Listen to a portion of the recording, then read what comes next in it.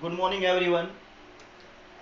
आपने डिस्कस किया था पीछे क्लास में जो स्फेरिकल मिरर्स हैं उनकी इमेजेस इमेजेस कौन किस किस की इमेज की थी। एक तो कॉनकेव मिरर की 6 इमेज थी और दूसरी कन्वेक्स मिरर की 2 इमेजेस थी।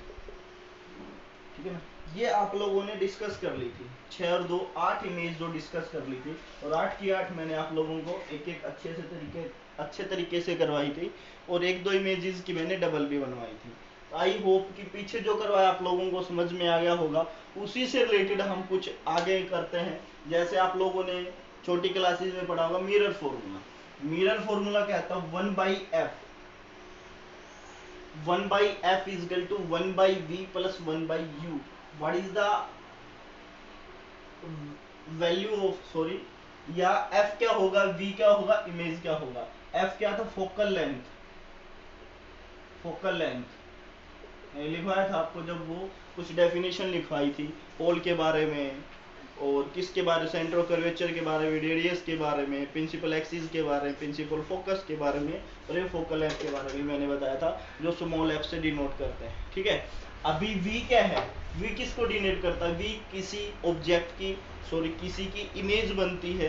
किसी भी इंसिडेंट लाइट की जो हम पास करवाते हैं रिफ्लेक्ट होने के बाद जब भी जो अभी आपको मैंने कल बताया था वो v किसको डिनोट करता है? इमेज को डिनोट करता है और u ऑब्जेक्ट को डिनोट करता है। ठीक है। और एक रिलेशन होता है f is equal to r by to.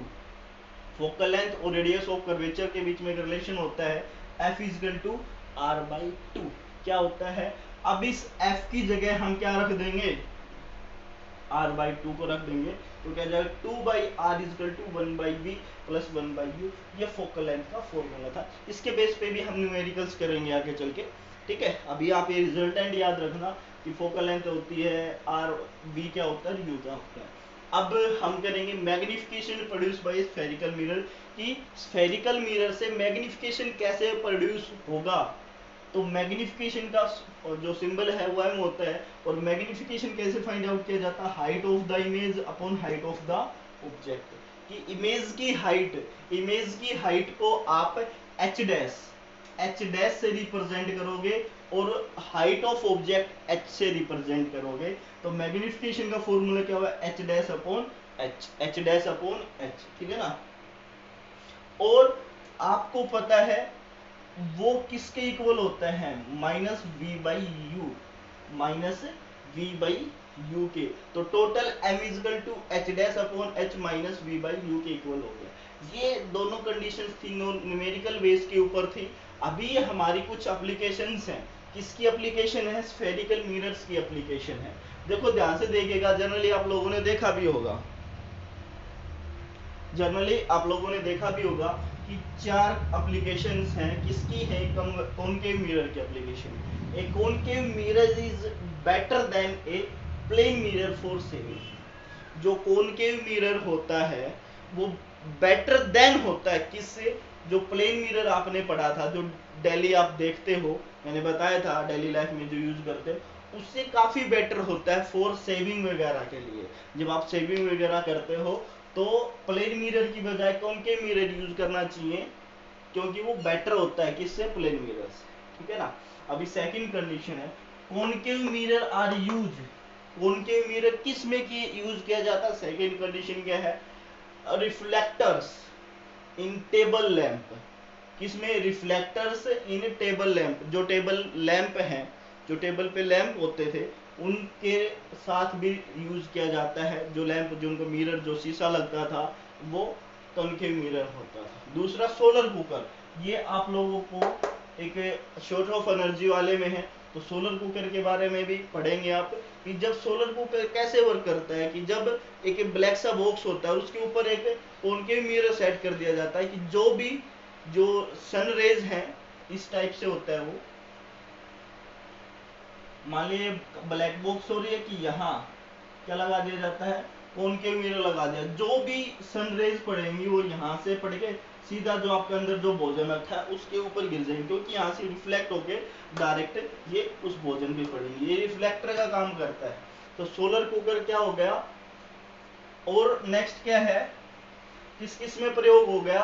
Reflector in table lamp, solar cooker, search light जो लाइट होती है उसके लिए, और व्हीकल्स की जो हेडलाइट होती है उनमें भी कॉनकेव मिरर यूज होता है, ताकि उनसे क्या बने, to get powerful parallel image बने, पैरेलल लाइट बने, उसकी तेज एक, ताकि अच्छे से दिखाई दे, पावरफुल।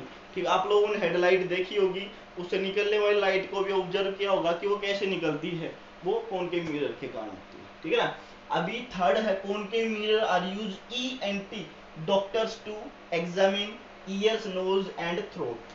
कि आप लोगों ने देखा हो जनरली एक हॉस्पिटल के बाहर भी लिखा होता ENT स्पेशलिस्ट, देखा होगा ENT specialist, E means ear, N means nose, T means throat, कि स्पेशली जो ईयर, नोज और थ्रोट, इन तीनों चीजों को जब मेजर करते हैं, इन तीनों चीजों को देखा जाता है, तो कॉनकेव मिरर का यूज किया जाता है। किसका यूज किया जाता है? कॉनकेव मिरर का यूज किया जाता है ENT के लिए, या ENT जो डॉक्टर्स होते हैं जो एग्जामिन करते हैं ईयर को, नोज को और थ्रोट को।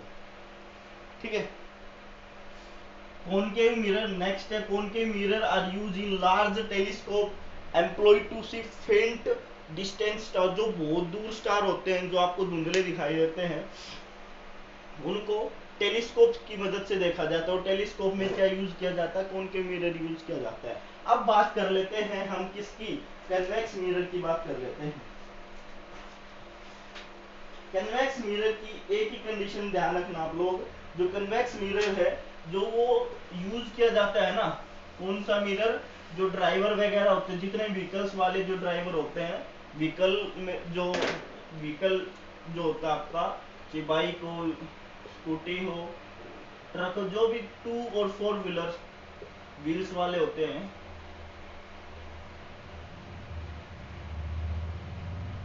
व्हीकल्स होते हैं, उनके साइड में जो मिरर लगा होता है ना, जो पीछे की चीजों को देखने के लिए यूज किया जाता है, वो कौन सा होता है? कॉन्वेक्स मिरर होता है। कौन सा मिरर? Convex mirror. ठीक है ना। तो ये इसकी एप्लीकेशन थी, एप्लीकेशन ऑफ स्फेरिकल मिरर। पहली क्या थी कि जो कनकेव मिरर है वो बेटर होता है प्लेन मिरर से सेविंग के लिए। दूसरा क्या था कि जो कनकेव मिरर है रिफ्लेक्टर लेंस में यूज किया जाता है, सोलर कुकर में यूज किया जाता है, सर्च लाइट में यूज किया जाता है, और जो व्हीकल्स की हेडलाइट है उसमें भी यूज किया जाता है। ठीक है। और कनकेव मिरर का यूज किया जो ENT स्पेशलिस्ट डॉक्टर होते हैं ईयर, नोज और थ्रोट के लिए, वो भी यूज करते हैं। दूसरा, जो बहुत दूर स्टार होते हैं, फेंट होते हैं, उनको जो देखने के टेलीस्कोप का यूज करते हैं उसमें भी होता है। ठीक है। तो आज के लिए इतना ही, बाकी नेक्स्ट में आप लोग पढ़ोगे क्या? रिफ्रैक्शन। रिफ्रैक्शन, आपने एक रिफ्लेक्शन तो पढ़ लिया है, अब पढ़ेंगे रिफ्रैक्शन, और फिर पढ़ेंगे लेंस के बारे में। ठीक है ना। तो इनको पढ़ने के लिए नेक्स्ट वीडियो देखिएगा। तो thank you, have a nice day.